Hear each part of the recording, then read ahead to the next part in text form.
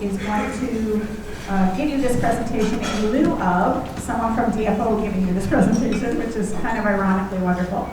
So I'm going to pass the floor over to Dan, who you all know is a political fighter for the fishing industry and an independent fish harvester of many generations. And I think he's being supported by Danielle, his daughter, who's, Danielle, are you Howard?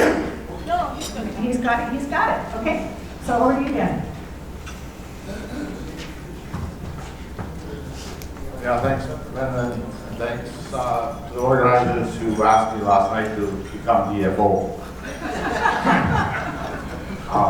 Is there anybody from the Department of Fisheries and Oceans in the room? Would you mind standing up? Okay, so you know that whoever shows up runs the world, right? So they didn't show up, so we're going to run it here. So I'm going to be DFO here. Is this mic working all right? Okay.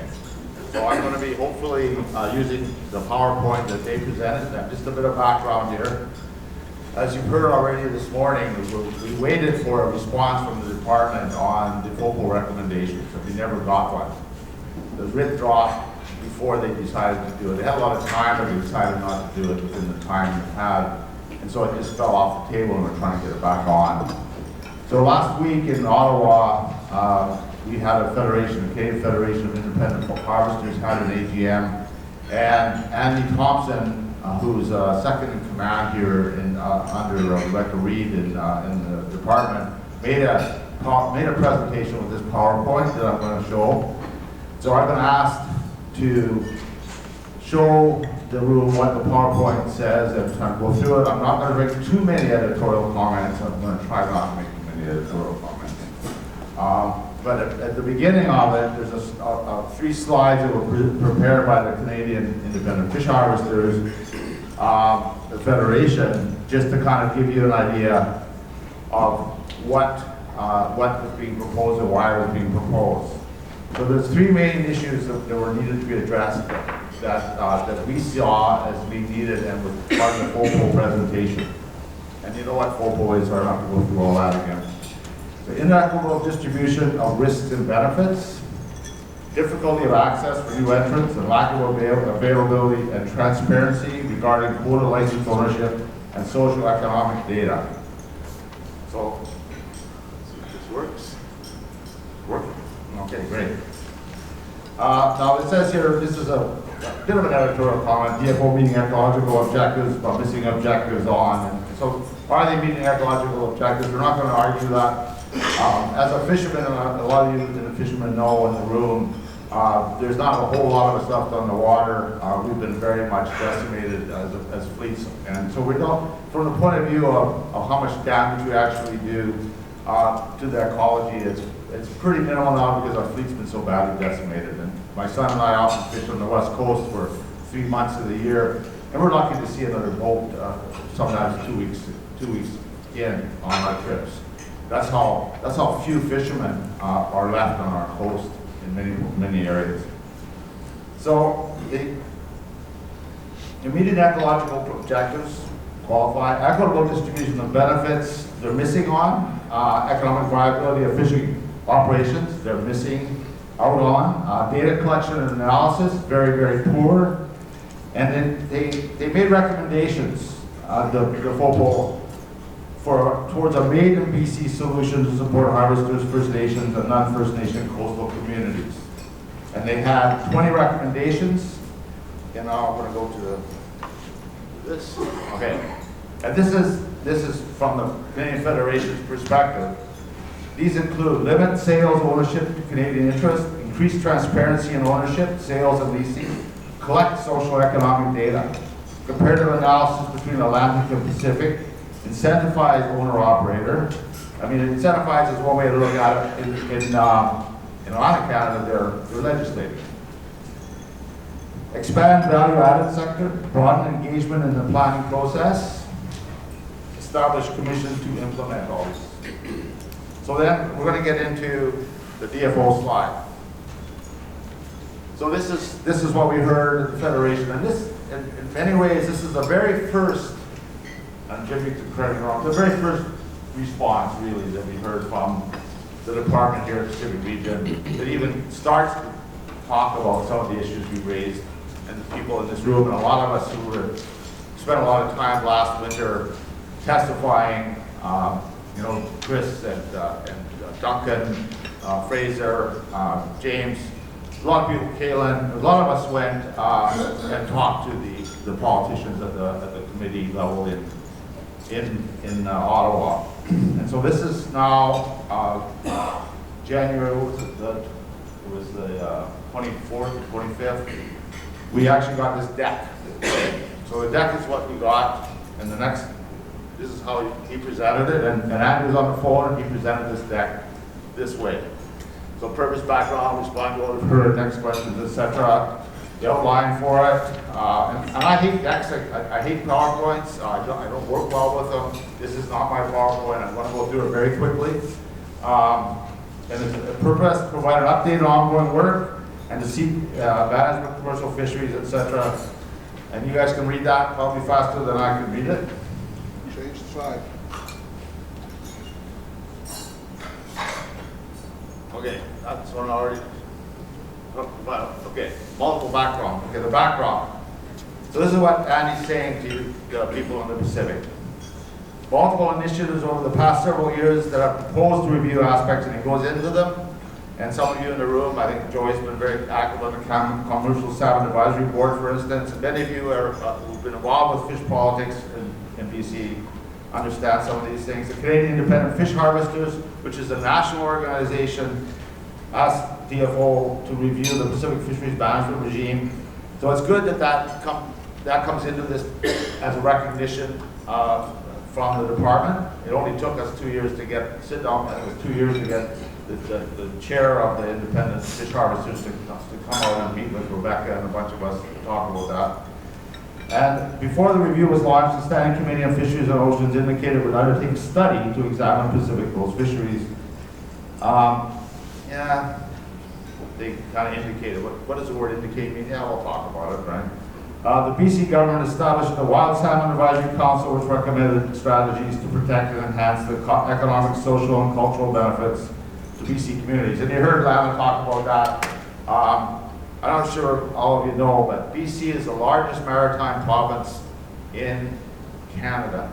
It's the only maritime province in Canada that doesn't have a Minister of Fisheries. It doesn't have it. Atlanta's as close as you get. And as she said this morning, you know, it's agriculture in her mandate, but she handles a lot of fishery stuff. And of course, you know the story on that, because back in the 90s, the government then actually created a Ministry of Fisheries. And then when they got out of power, it was consequently destroyed by the following government. So we're in a very bad position as far as that politics are concerned. So where am I at here?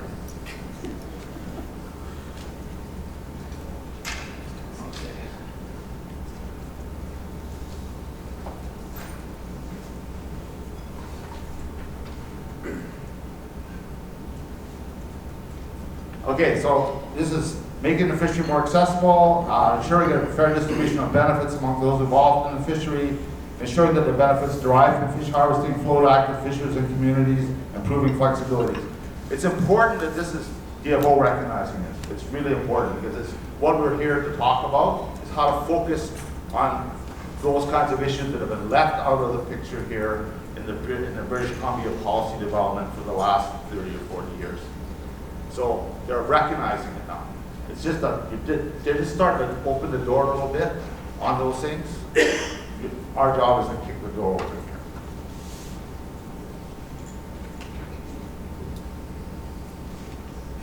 So a variety of policy licensing management recommendations have been made. Some require clarification, some are national in scope, and so far as implementation. So what you're seeing here is recognition of some of the roadblocks that may come for actually getting through that, right?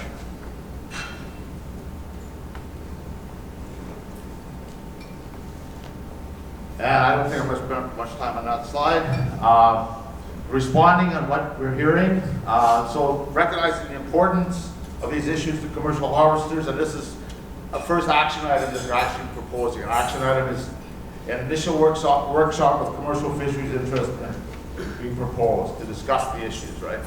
Now it's pretty vague, it's pretty broad, but it's actually in this instance with this kind of slide, with putting that kind of thing out publicly to the Federation, it's like saying, okay, we're going to start. You know, we're going to start. Now again, it's up to us to figure out how best to drive that point forward and actually, as an action item, to make sure that that workshop actually happens.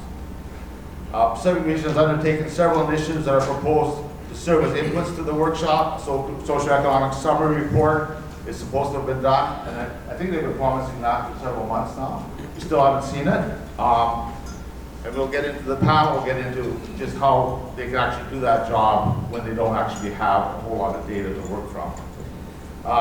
And then a comparative analysis of Atlantic and Pacific commercial fisheries and policies, and that would be good. That would be good, and you'll see that in some of the presentations this afternoon. And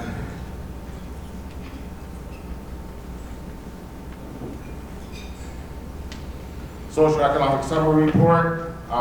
The department is the first to acknowledge that they have had very little work done, particularly in the Pacific region, on those fronts for several years. The most that we ever see with socioeconomic analysis, those of us involved in the politics of fisheries in BC, is around SARA, the Species of Risk Act. Species of Risk Act actually mandates that they have to look at socioeconomic within the framework. So they started to actually engage economists in that in the last few years. Before that, for several years, that part of the department was very dormant or almost non-existent.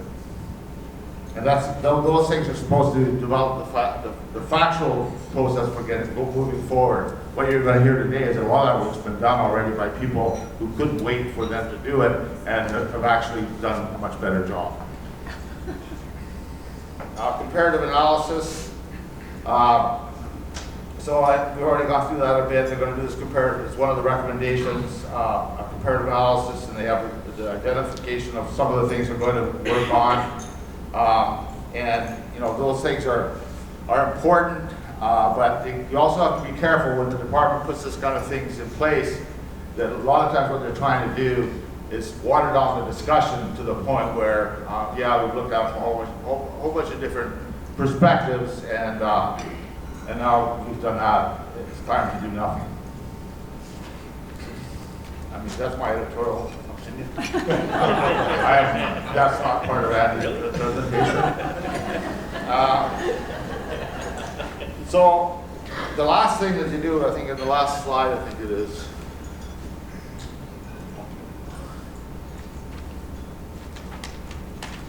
I think that it's really important to see that last slide in the middle there, read that. That's the kind of language that you get when you really don't want to do anything. So read it out, right? Invite initial discussions with other key commercial fisheries interests, including indigenous groups, in the coming months on the concept of a workshop. So look at your FOPO report and see there's a work there about a formal commission set up to try and review the policies of this part of the country, and then start an implementation strategy in order to actually get the recommendations put into practice in British Columbia. That's very direct from the FOPO side, right? It's very direct from their perspective. That's what we got back, okay? So there's a lot of work to do to go from what they're saying there, what we actually need, and that's kind of the focus of the next day and a half. So, I don't know what time it is. Am I over time? No, you're good. Take some questions. Yeah, I really wanted to go through this quickly because just think of me as Andy Thompson and fire away. And if you got any questions about what I've just said as Andy, I would appreciate the answer. Now the problem is that the answer you're going to get back, I can't promise would be Andy's answer, but I'm going to try. Okay. So, anyway, go ahead. If you got questions on what I've been talking about as the department, let's hear from you.